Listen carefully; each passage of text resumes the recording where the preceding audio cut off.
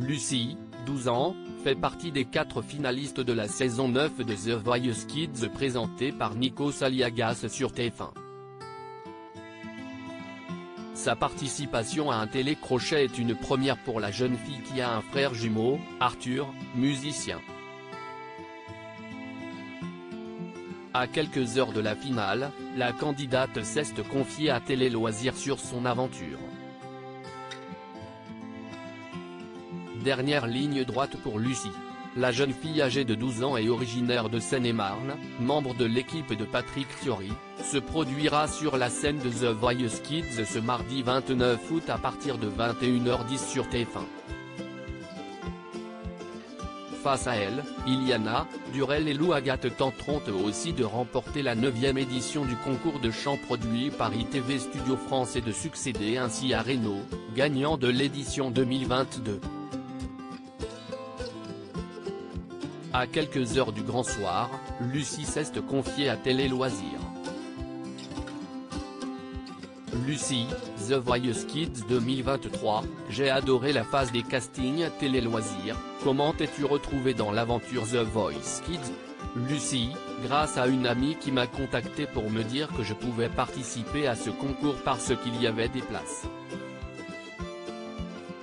J'ai candidaté en envoyant une vidéo, elle a été acceptée, j'ai pu passer les castings.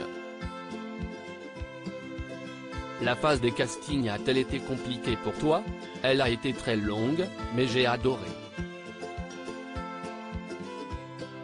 C'était le premier casting que je passais. Tu as un frère jumeau, Arthur, qui t'accompagne souvent au piano quand tu chantes.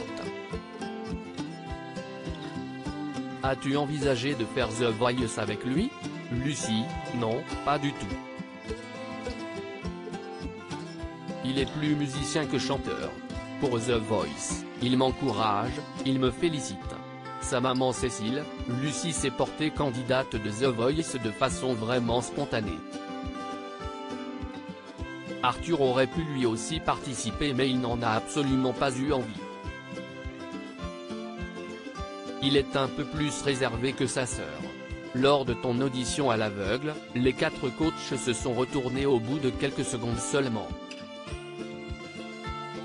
Cela t'a-t-il étonné? Sur le coup, je ne m'en suis pas rendu compte car j'étais très concentré dans ma chanson. J'étais comme dans une bulle. C'était la première fois que je montais sur scène, j'étais impressionné. Tu as donc choisi de rejoindre l'équipe de Patrick Fiori. Pour quelle raison? Tous les coachs avaient l'air hyper sympas. Mais j'avais plus de feeling avec lui. Il a toujours le sourire.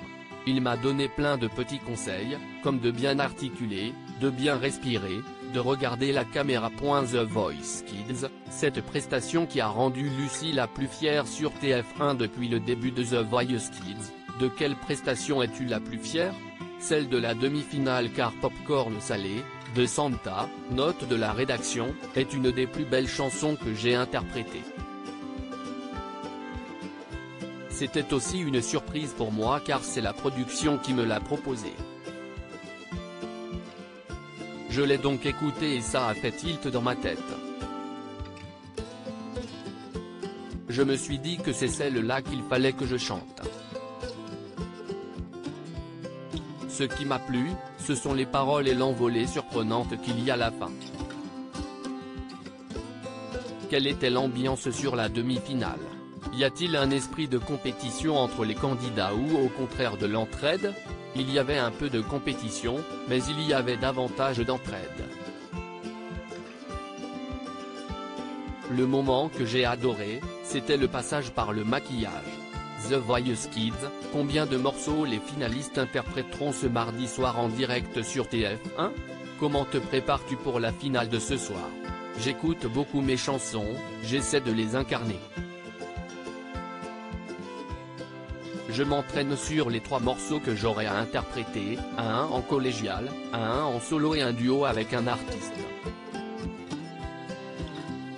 Es-tu stressé par le direct? Je commence un peu à stresser quand je me rends compte de la dimension du show.